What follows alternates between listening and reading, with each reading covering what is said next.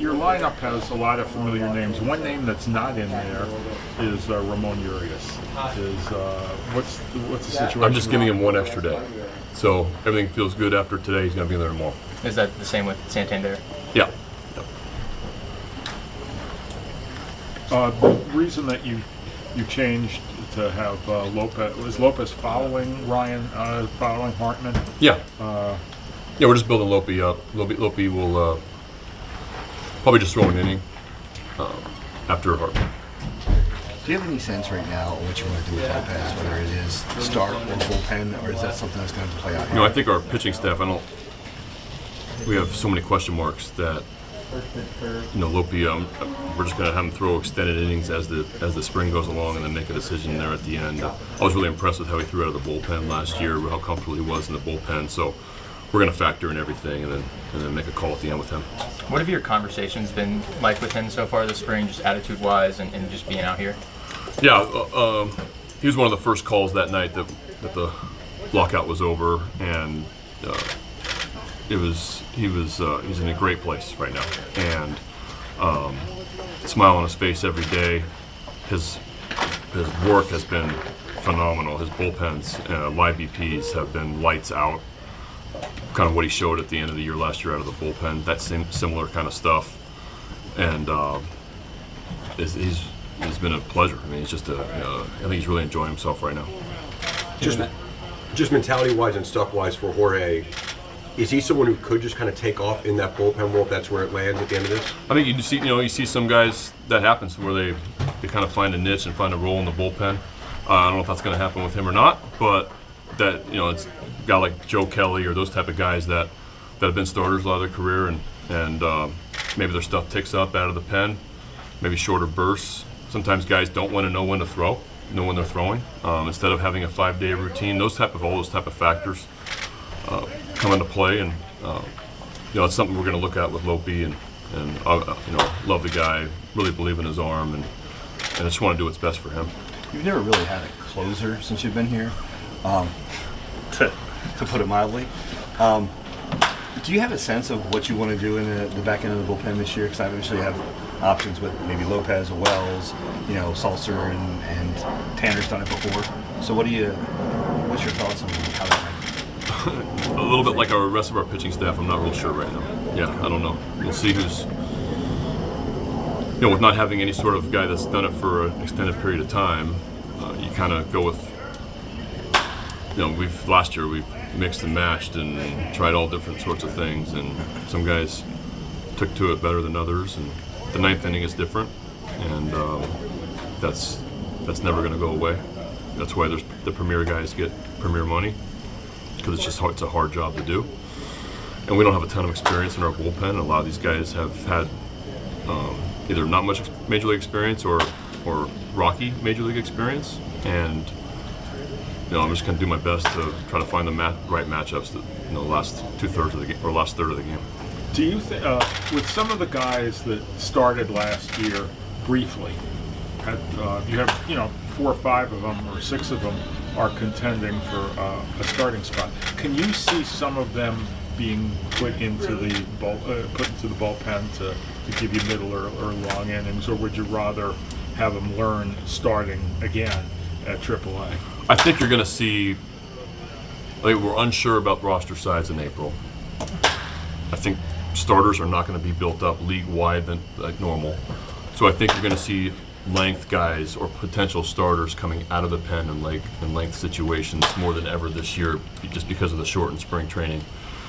Our situation too is we have 2 guys that have started in their career, and the rest have very little major league experience, and so, you know, we're just going to build all these guys up, evaluate them toward the end, see who we feel like is ready to pitch in length, whether it's to be starter or long middle, what's best for them, what's best for their career, what's best for us, and I'm hoping that all these guys pitch lights out these next 3 weeks, and so we have tough decisions. But yeah, I think you can see all sorts of creative things, not just with us, but around the league.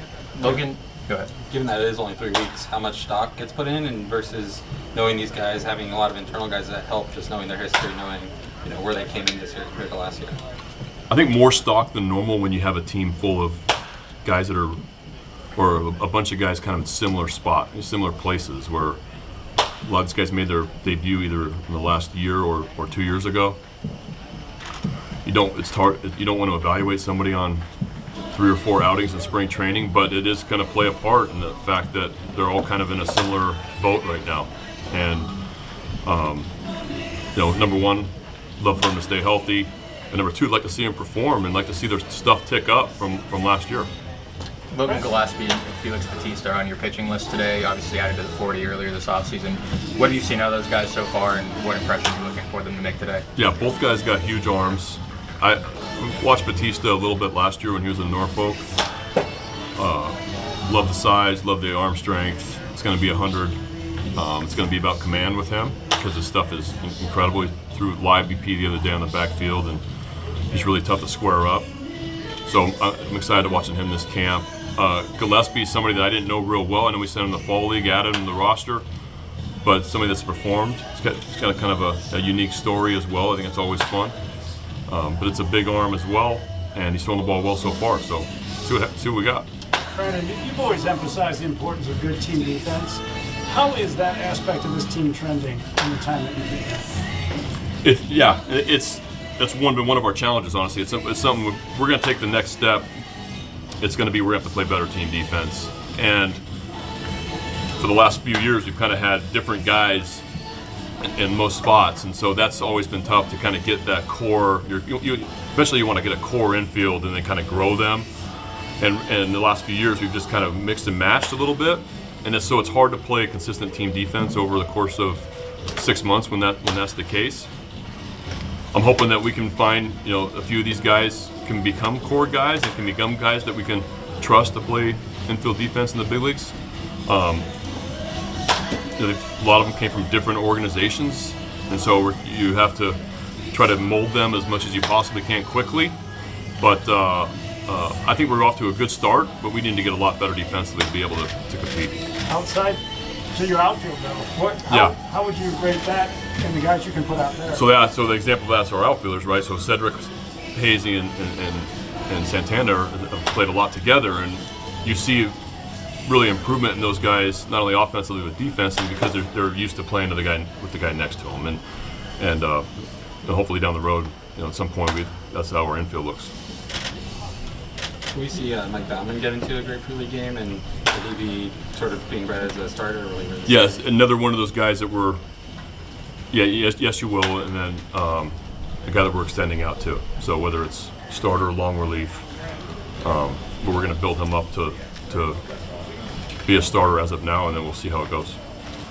Brandon, your years in baseball, you've probably seen the spectrum of personalities among players. I'm just going to throw out a name. Okay. Connor Green. Yeah.